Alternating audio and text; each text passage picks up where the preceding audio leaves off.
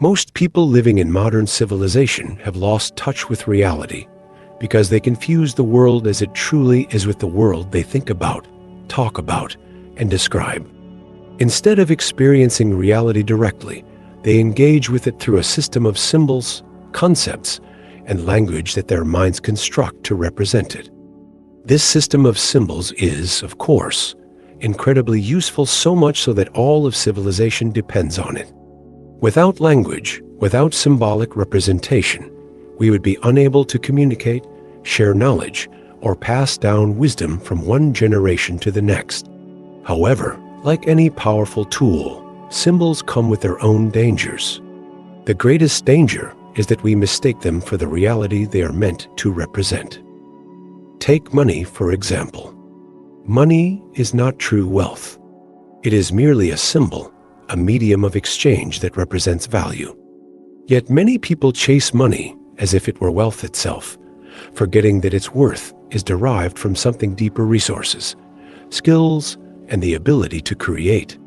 Similarly, we often mistake our names, our social identities, and the mental images we have of ourselves for our true selves. Over time, we build a sense of self through thoughts, memories, and labels, and we begin to live as if this constructed identity is who we really are. But in truth, it is nothing more than a collection of symbols. But then, what is reality truly? From a philosophical perspective, reality is a dangerous word. The moment we attempt to define it, we are once again caught in the web of symbols and language. A philosopher might ask, are you speaking of the physical world, the world of nature that we can see, touch, and measure? Or are you referring to a spiritual reality, something beyond the material? The answer is simple. Whenever we try to define reality, we are merely creating another concept about it, not grasping it directly. If we say reality is material, that is a philosophical viewpoint. If we say reality is spiritual, that too is just another concept. But reality itself is not a concept. Reality does not need a name. Reality simply is. And perhaps only when we stop trying to define it, when we let go of our mental constructs, do we truly come into contact with it. It's truly astonishing to consider what does not actually exist in the real world, for instance, in reality. There are no distinct things, nor are there isolated events. This does not mean that the universe is an empty void, devoid of character or detail. On the contrary, it is an intricate, ever-moving, ever-changing flow of vast and dynamic pattern of wiggles, where no clear boundaries exist except those that our minds impose. We impose these boundaries by categorizing reality into separate objects and occurrences. Much like how we project meaning onto an ink blot in a Rorschach test. We see shapes, figures, and familiar patterns where, in truth, there are only fluid forms. We do the same when we gaze up at the night sky, selecting particular clusters of stars and naming them constellations, as if they inherently exist as separate, fixed arrangements. But in reality, those stars are not grouped in any particular way. They only appear connected from our perspective on Earth, and their supposed formations exist only within the framework of our minds. In much the same way, the perceived boundary between myself and the rest of the universe is nothing more than a mental construct. It is a conceptual distinction, not an actual division. We define ourselves as separate individuals, as if there were a definite line where I ends and everything else begins. But in truth, no such boundary exists in reality, only in thought. Just as rivers do not end where they merge into the ocean, just as waves do not exist apart from the sea, we too are inseparable from the totality of existence. We are not isolated fragments standing apart from the cosmos. We are expressions of the universe itself, flowing within its endless dance. The idea of separation is just that, an idea. Reality, on the other hand, is undivided. Meditation is not just a practice. It is a way of rediscovering our fundamental unity with the entire universe. It is the process through which we move beyond the illusion of separation, beyond the mental walls we have built between ourselves and reality. And at its core, meditation requires something quite simple, yet profoundly difficult for most of us: silence. Not just the absence of external noise, but the stilling of the relentless inner dialogue, the ceaseless stream of thoughts, words, and concepts that constantly echo in our minds. This chatter, this mental noise, is so persistent that most of us don't even notice it. It has become the background music of our existence, playing on an endless loop from the moment we wake up until the moment we fall asleep. We live in a state of near constant inner monologue. We narrate our lives to ourselves, analyze past events, anticipate the future, replay conversations, construct arguments, judge ourselves, judge others, and weave elaborate stories about who we are and what the world is. It never stops. I remember, as a child, hearing an old saying, "Talking to yourself is the first sign of madness." At the time, it seemed like a joke, something we'd say to tease someone caught mumbling under their breath. But as I grew older, I realized that nearly everyone talks to themselves, not aloud perhaps, but internally, in a voice only they can hear. If madness means being lost in one's own mind, then by that definition, we are all a little mad. The problem with this endless thinking is not that thought itself is bad. Thought is an incredibly useful tool, but that we become trapped within it. If I am always talking, I cannot listen. If my mind is always filled with noise, there is no space left to perceive reality as it is. I am no longer engaging with life directly. Instead, I am only engaging with my thoughts about life.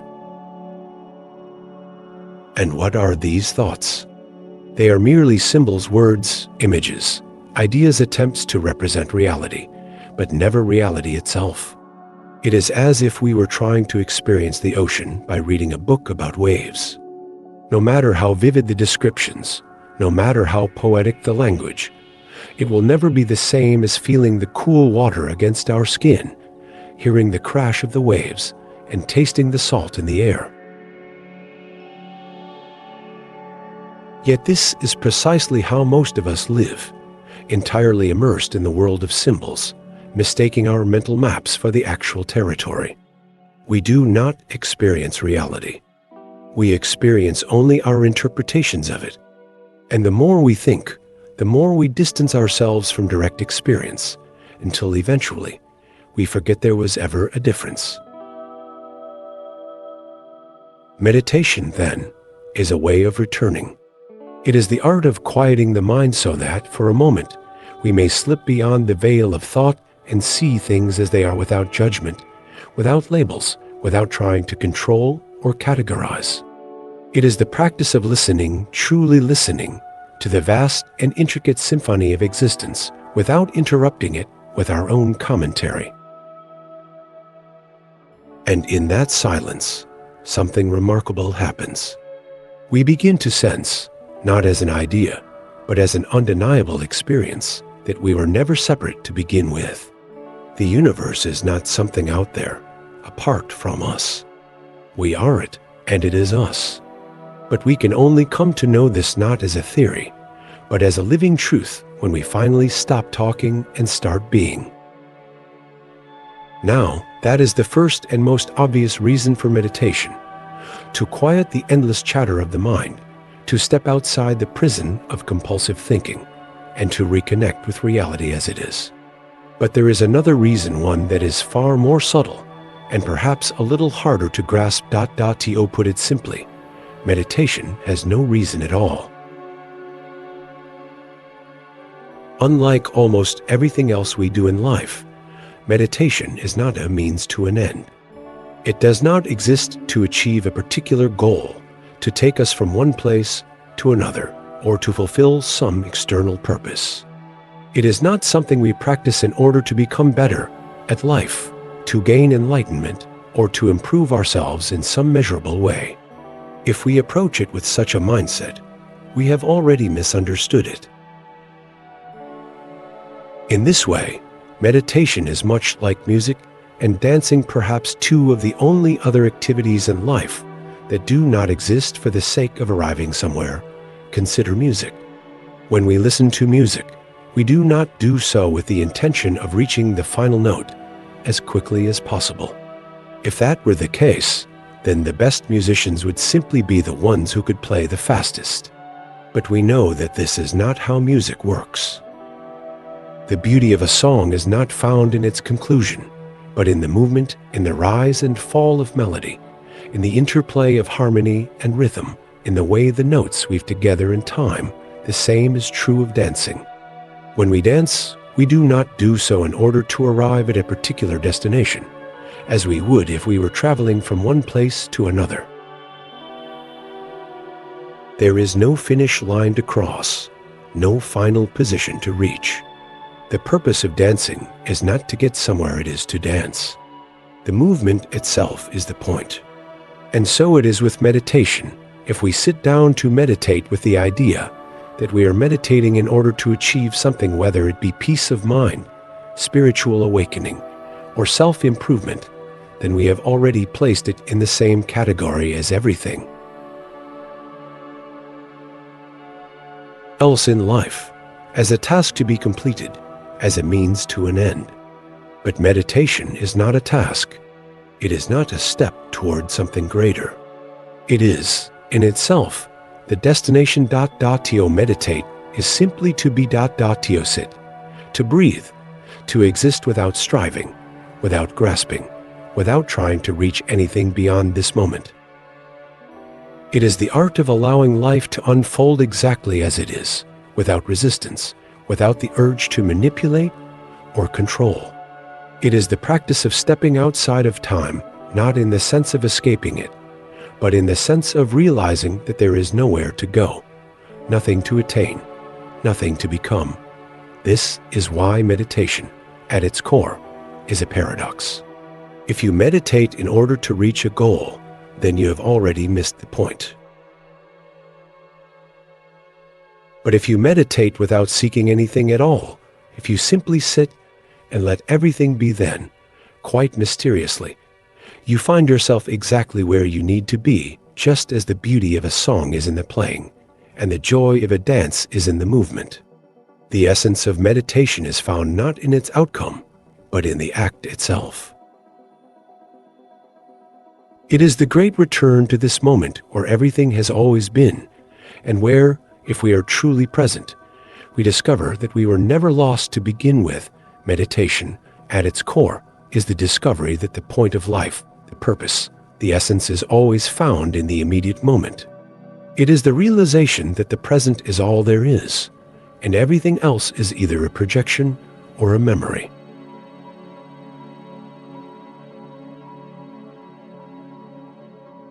When we approach meditation with an ulterior motive, such as improving our minds, refining our characters, or becoming more efficient in life, we are missing the point. The very act of meditating with the expectation of a future benefit, whether it's gaining clarity, achieving peace, or becoming enlightened, means we are looking ahead. We are focused on the future, which is an illusion. The future doesn't exist. It is a concept, an idea that our minds project onto the horizon. It is never truly here. As the old proverb goes, tomorrow never comes. The tomorrow we envision is always just a step ahead of us, and by the time it arrives, it has already transformed into today. In truth, there is no tomorrow, no future that exists outside of our present moment. Time is always now. This is one of the first profound realizations we encounter when we stop the constant chatter in our minds. When we cease the endless thinking, the planning, the worrying, we discover that there is nothing but the present moment. And in this moment, time itself falls away. There is no past, No future, there is only the eternal now. It's almost paradoxical, isn't it? We meditate for no reason at all, but perhaps we could say that we meditate simply for the enjoyment of it, because the very act of meditation, when done properly, becomes its own reward. And here, I'd like to interject something essential. Meditation is supposed to be fun. It's not a grim, dutiful task, a chore we must endure.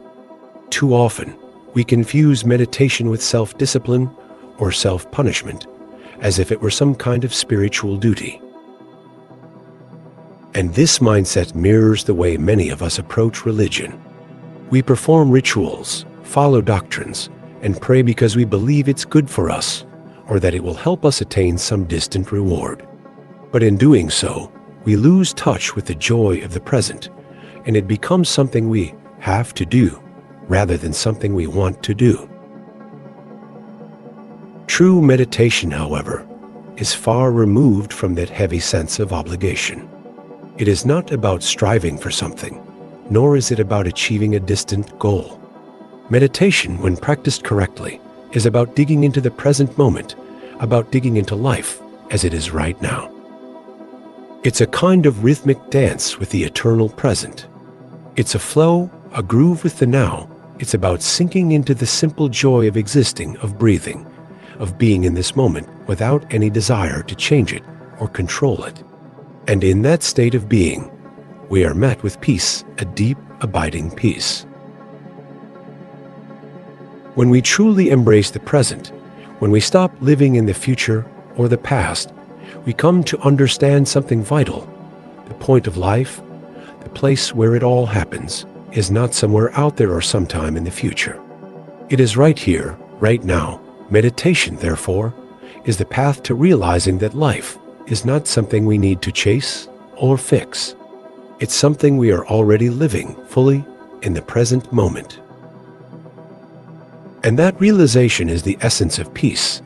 For when we understand that the point of life is already here, we no longer need to go anywhere. We simply need to be. Thank you for watching. Don't forget to like, share, and subscribe.